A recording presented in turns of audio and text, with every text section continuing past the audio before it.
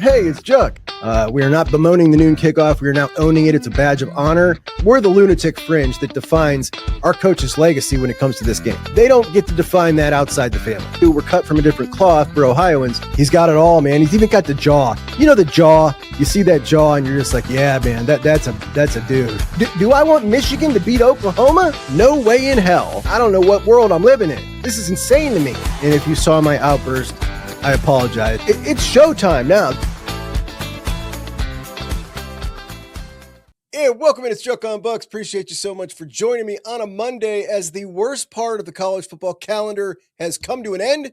The end of the playoffs to the beginning of spring is awful. And even for folks like us, you know, there's just not much to read and watch when it comes to college football.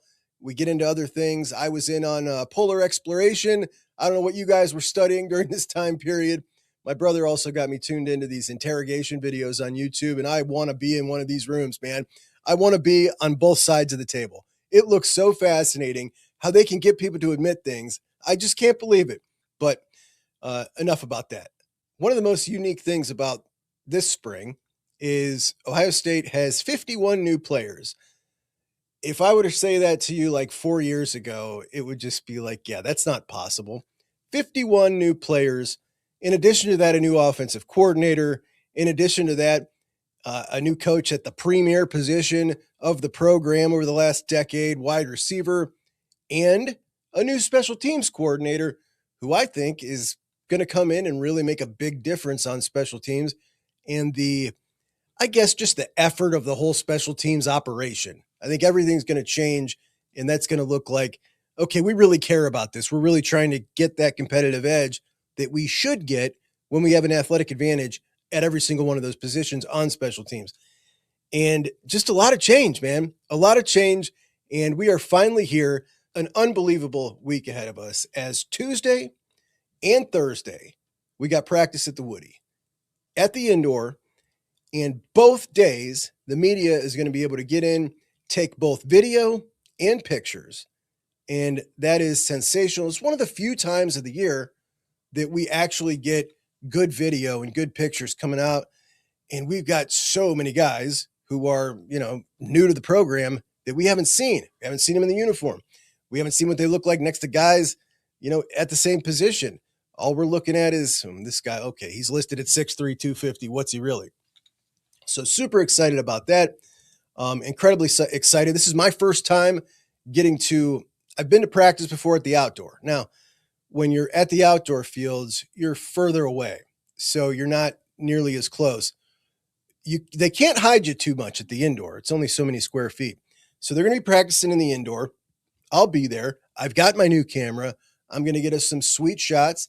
And then on Tuesday, after practice, we get to hear from Ryan Day for the first time since he spoke after the Cotton Bowl. So Ryan Day for the first time on Tuesday since he spoke in the Cotton Bowl. After Thursday's practice, we get to hear from Kenyatta Jackson. We get to hear from Julian Sayin, and those guys obviously make a ton of sense. Of course, you're going to put up the veteran quarterback who is just, man, a very friendly guy, but you get not a whole lot out of him. He is obviously, this is a guy who's had, that quarterback coach since he was in like third or fourth grade. And it seems like he's had a media coach for that long too, because you're not going to get anything interesting. It's going to be boilerplate answers. You know what the answer is before he even says it. And Kenyatta, sometimes he can give you something juicy. Remember, it was the middle of last year when he said, I went to Coach Patricia and said, I want to stop cage rushing for a while and show some of my pass rush moves. Sure enough, he was allowed to. And what happened? We saw him immediately start making a difference, rushing the passer, which makes me think when we talk about this year, are we going to see Kenyatta in more of a role like Caden Curry had last year, where maybe he gets to rush the passer a little more, play more on that weak side, maybe put Grady on the strong side. We'll talk all about each position today. But what I love this time of year, we get to see all these physical jumps from guys that came in out of high school. They go through their first winter conditioning, their first time with a real dietitian geared specifically for their body. I talked to freshman Braxton Rembert yesterday. He told me he came in at 194, 214, or 215, just like that. So, like, just watching these guys, these 18-year-olds shoot up in weight is fascinating. And then when we get to see them, we haven't seen them. Last time we saw them on the field, they were with, high school kids. Now we get to see them out on the field with, grown men, 22-year-olds. Which one of those freshmen are going to be guys that are going to be able to physically handle it this year? Which ones are going to be guys that are going to need a couple years of physical development? That usually pops pretty quickly. We've got 17 transfers. We get our first looks at freaks like Quay Russaw. I know everybody wants to see him. I'll make sure we get some good shots of him. James Smith next to Edric Houston.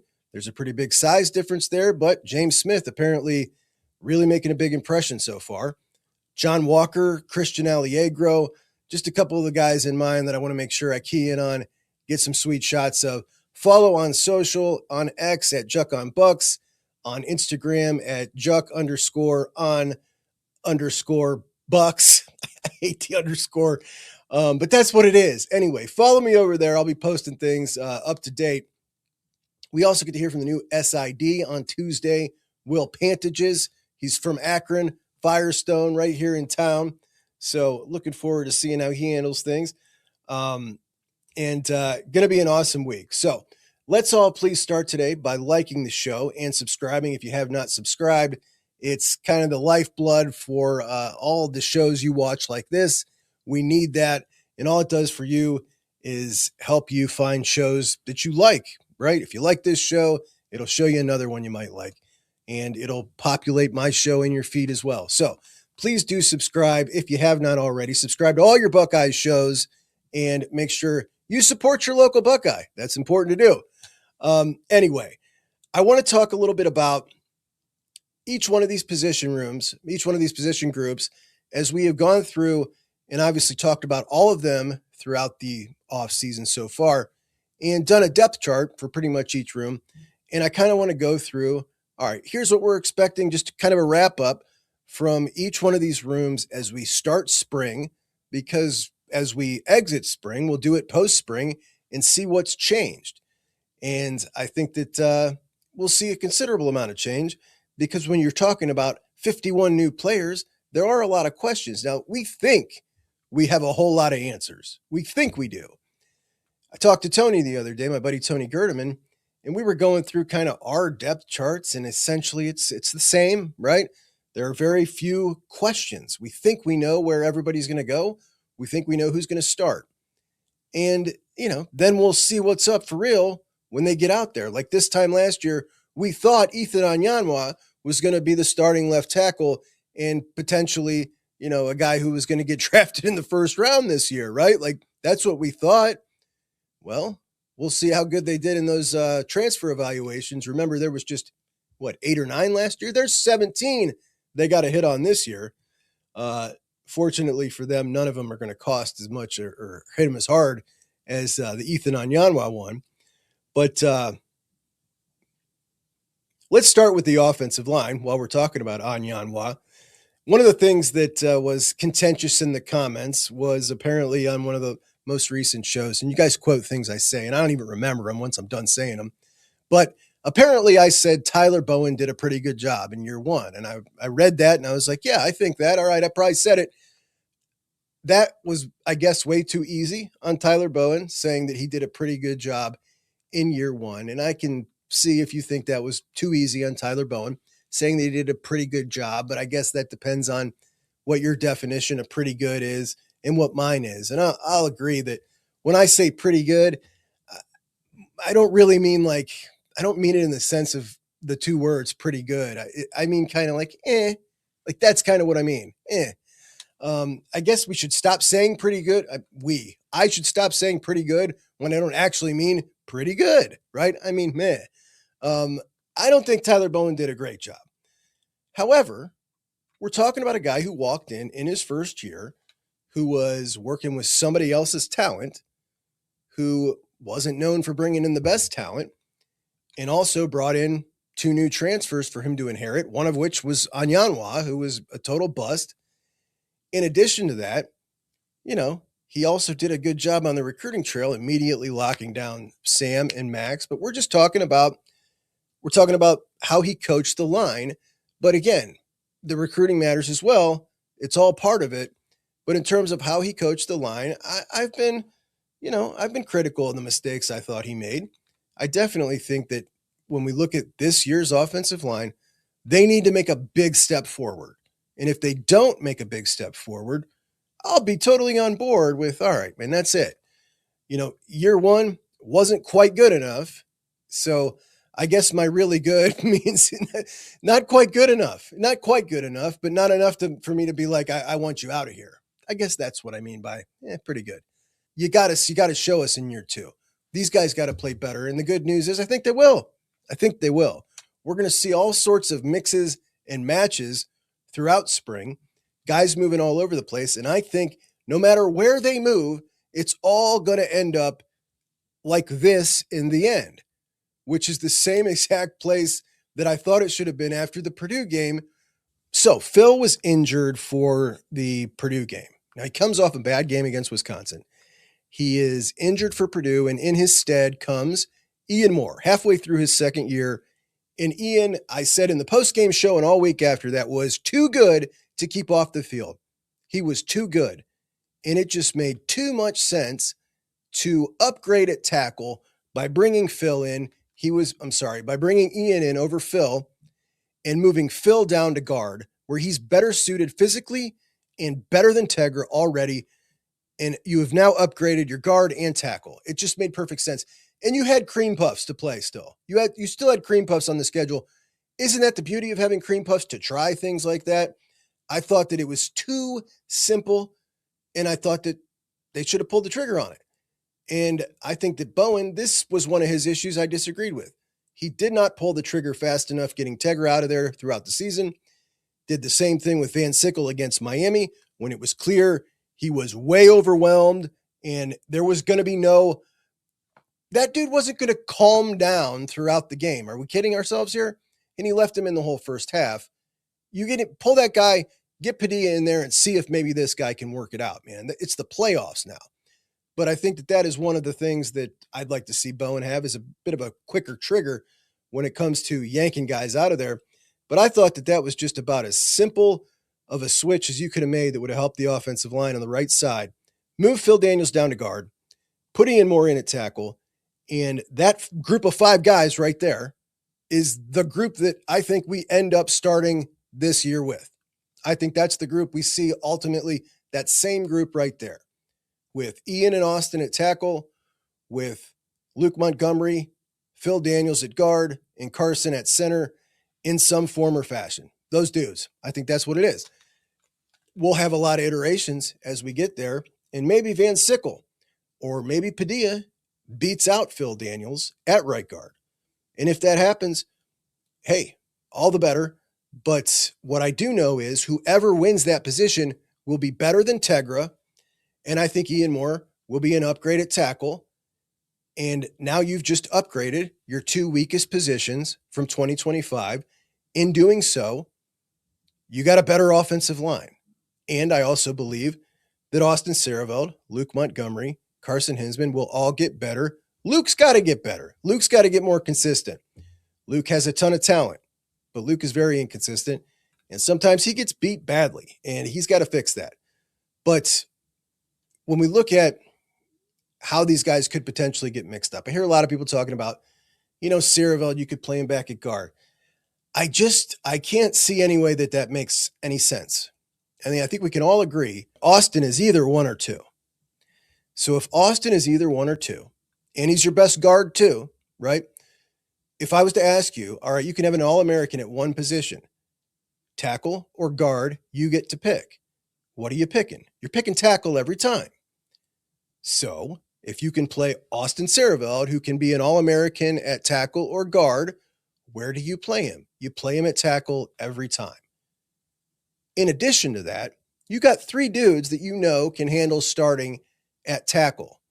Ian Moore, Phil Daniels, and Austin Sareveld. How about guard? You got like 6. You got Padilla. You got Van Sickle. You got Hinsman. You got Phil Daniels. You got Luke Montgomery. You got Austin Sarabald. All these dudes can play guard. You got 3 that can play tackle.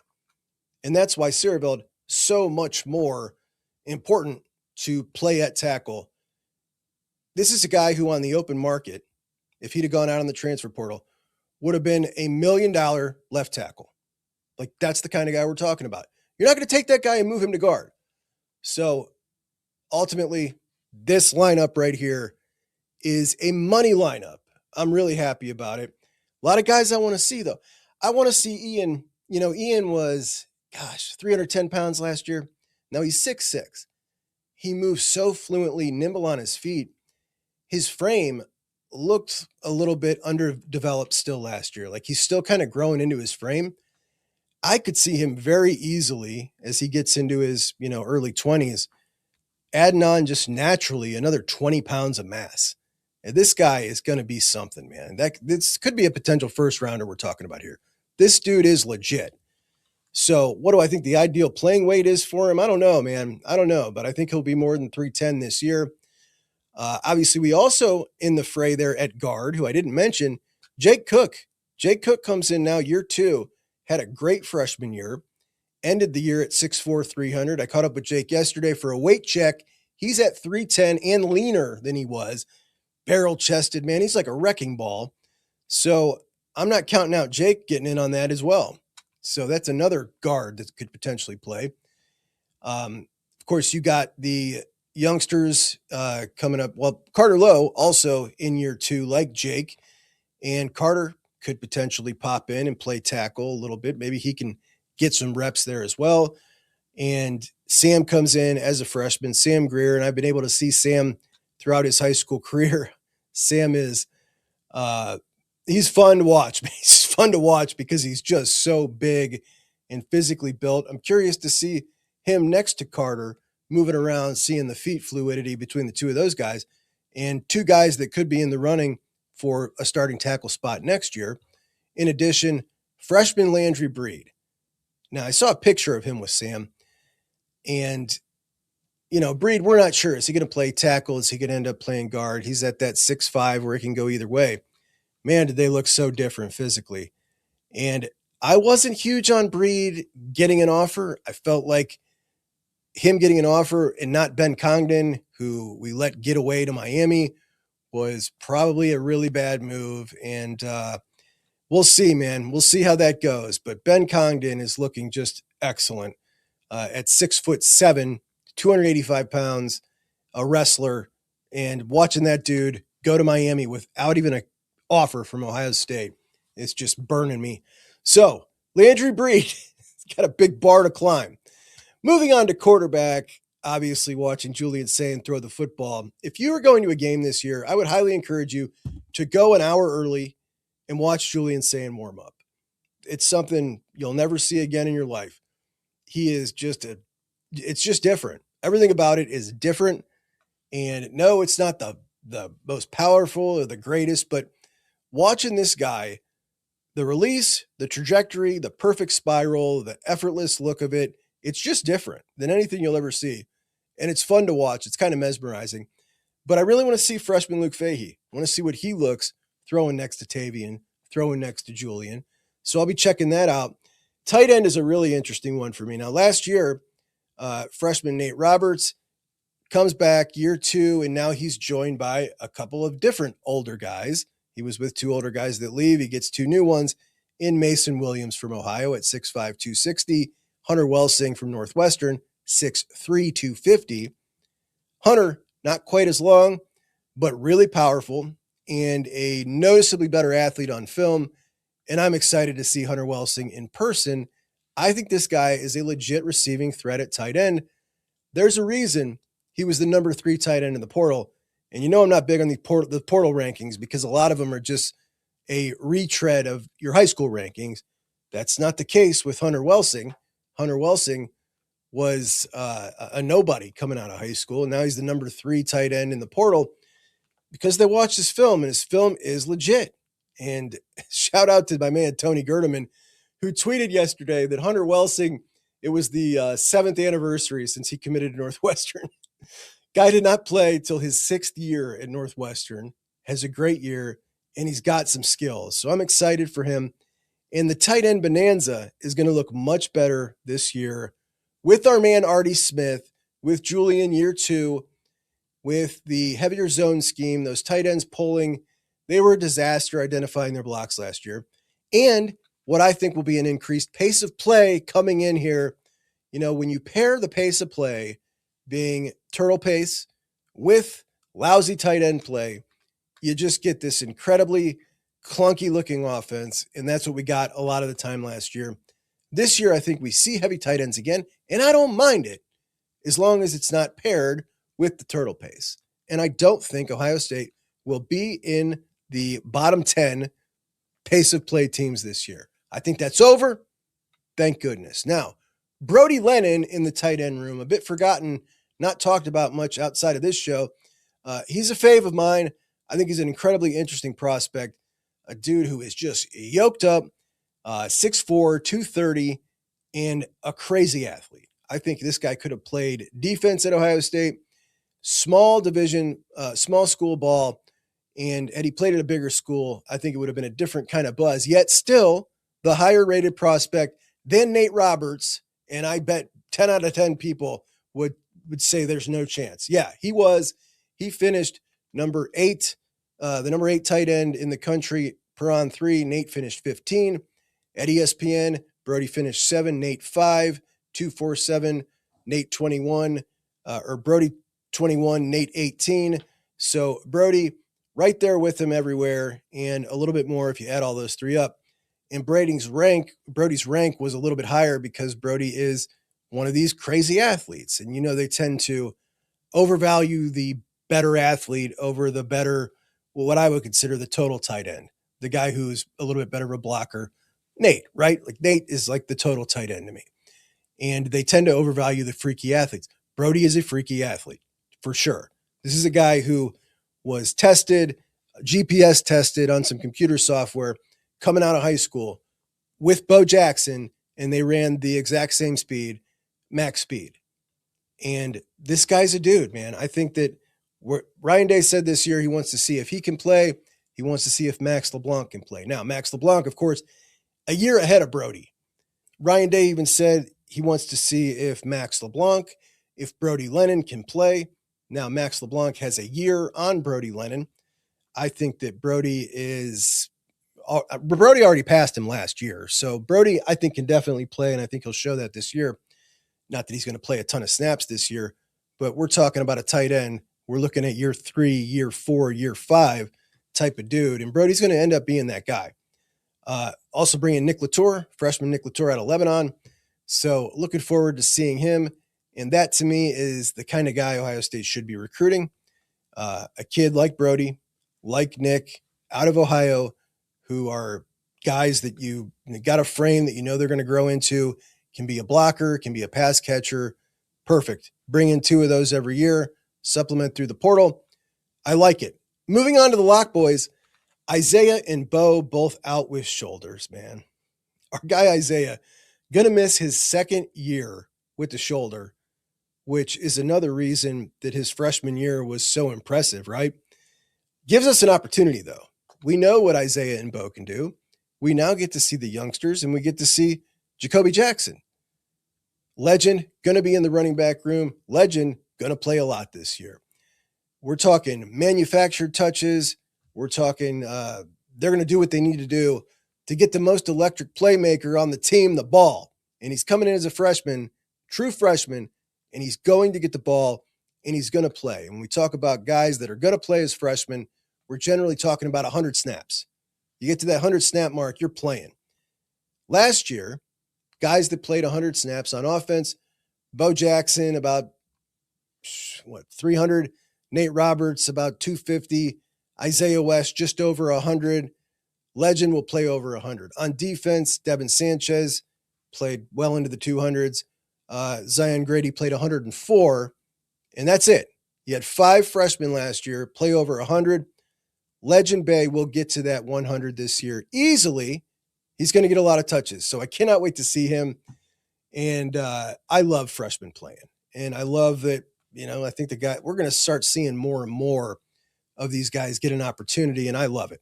We also get to see Turbo, who was a freshman last year, a top 100 overall kid, not as much of a straight line burner, right? He's not super incredibly fast in a straight line, but he gets up to top speed in an instant.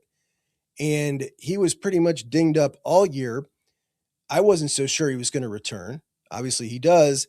And he's going to be a lot of fun to watch this spring. Also, we get to see Favor Aki, a local favorite. Cortez Hankton's group at wide receiver. I mean, man, this one, 2 transfer portal guys in Devin McEwen and KP, who are both going to play. McEwen getting rave reviews so far.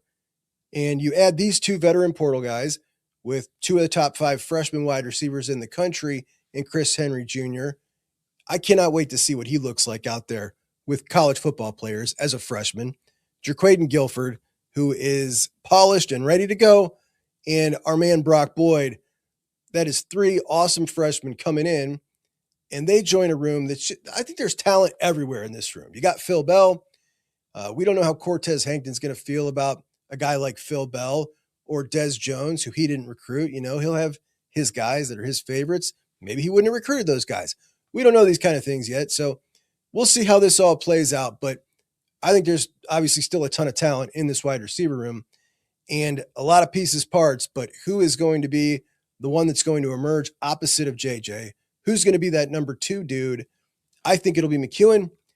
I know a lot of people think he might be a little too small for that. I think the guy's going to get it done. I think he's going to be the guy across from JJ, more so than Chris Henry this year. When it's all said and done, I think he'll have more snaps, more catches, more everything than Chris Henry Jr. playing opposite JJ. I also think Kyle Parker is going to be at minimum a 50-50 guy in the slot with Brandon Innes by the time this is all said and done. So really excited for that wide receiver room. And I guess defense, we'll move to that later on. We'll go to defense a little later on and talk about some things we're excited about on the defensive side of the ball. But super pumped, guys. I will be putting this. So the second one I'll put out Tuesday morning so you can watch the defensive side of the ball. And then Tuesday afternoon after practice, after I get home, we'll do another show and talk about some things we saw, which will take us well into, another show on that Wednesday, because there's going to be a ton. I'll show you all the footage. We'll have a lot of fun. I can't wait, man. We made it. It's finally here. Go Bucks. Talk to you guys soon. Juck and Bucks out.